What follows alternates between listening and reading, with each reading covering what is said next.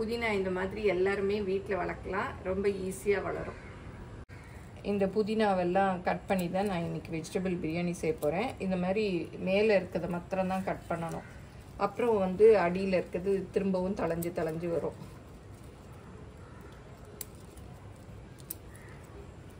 இந்த மாதிரி கட் பண்ணி எடுத்துக்கணும்.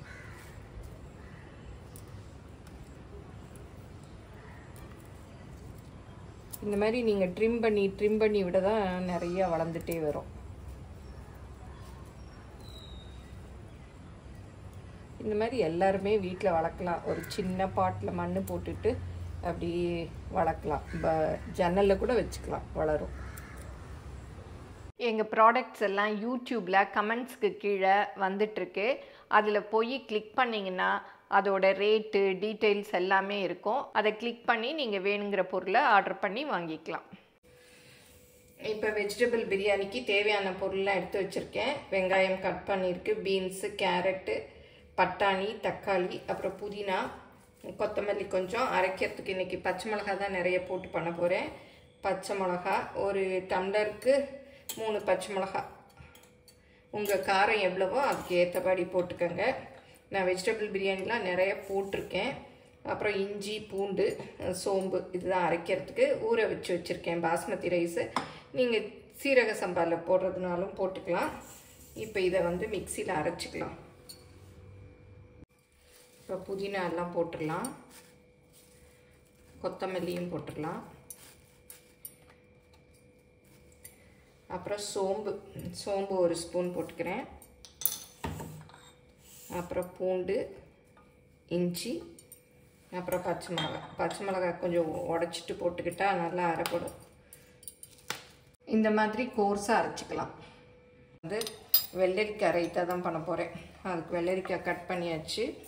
அது எல்லாத்தையும் அந்த இதில் போட்டுக்கலாம். அதுக்கு கொஞ்சமாக பச்சை மிளகாய், காரத்துக்கு உங்களுக்கு எவ்வளோ வேணுமோ அவ்வளோ போட்டுக்கலாம். கொத்தமல்லி கொஞ்சம் போட்டோன்னா வாசமாக இருக்கும். இதில் வெங்காயம் வேணும்னாலும் கொஞ்சம் நீங்கள் சேர்த்துக்கலாம். நான் இன்றைக்கி வந்து ஃபுல்லுமே வெள்ளரிக்காயில் தான் பண்ணுறேன். அப்புறம் இதுக்கு ஜீரகப்பொடி, வறுத்து அரைச்ச ஜீரகப்பொடி. இது எங்கள் அண்ணம் ஷாப்பில் கூட கிடைக்குது. இது போட்டிங்கன்னா ரைத்தா நல்ல தயிர் பச்சடி வாசமாக இருக்கும். அப்புறம் தேவையான உப்பையும் போட்டு மிக்ஸ் பண்ணி வச்சிடலாம்.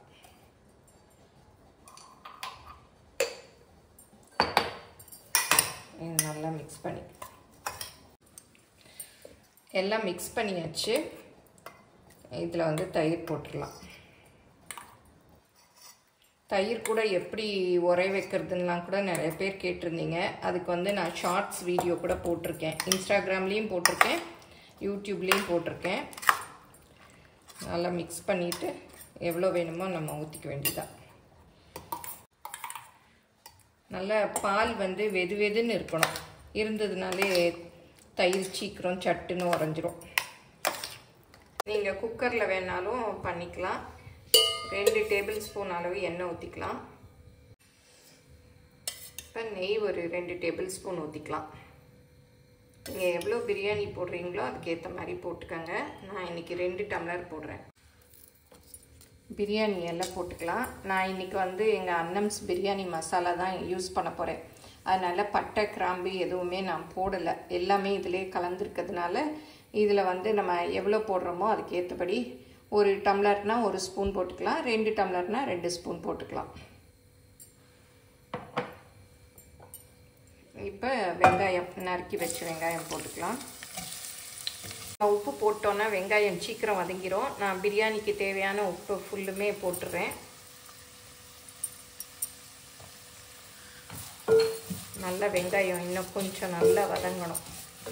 பாஸ்மதி ரைஸை நல்லா கழுவிட்டு ஒரு 15லேருந்து 20 நிமிஷம் ஊற வச்சுருக்கேன். இப்போ அரைச்சி வச்சுருக்கோம் இல்லையா, புதினா, கொத்தமல்லி, இஞ்சி, பூண்டு, அதையும் போட்டுக்கலாம். இப்போ ஓரளவுக்கு பாதி அளவுக்கு வெங்காயம் வதங்கிடுச்சு. இதையும் போட்டு வதக்கிக்கலாம்.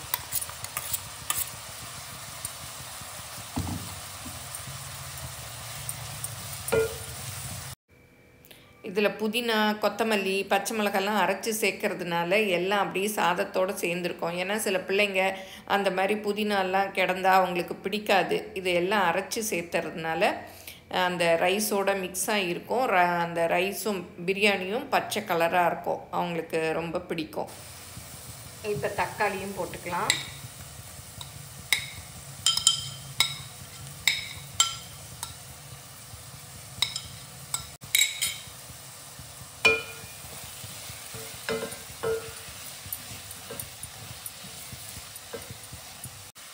இப்போ எல்லாம் ஓரளவுக்கு வதங்கிடுச்சு. இந்த பிரியாணி மசாலா ஒரு 1.5 ஸ்பூன் அளவு போட்டுக்கிறேன்.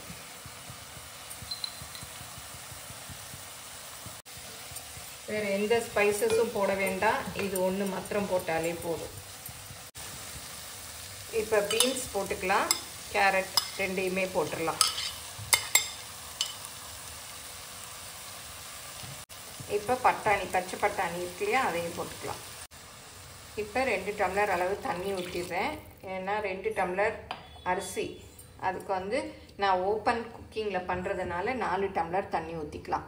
இந்த மிக்சிலையும் கழுவி வச்சுருக்கேன், அந்த தண்ணியும் சேர்த்துக்கலாம். இப்போ அரிசியும் போட்டுக்கலாம். இப்போ நல்லா மிக்ஸ் பண்ணி விட்டுடலாம்.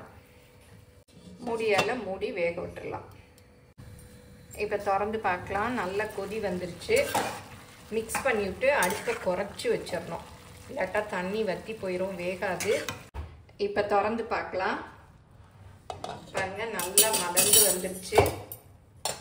இப்போ கொஞ்சமாக நெய் போட்டுடலாம். நெய் போட்டுட்டு அடுப்பை ஆஃப் பண்ணிடலாம்.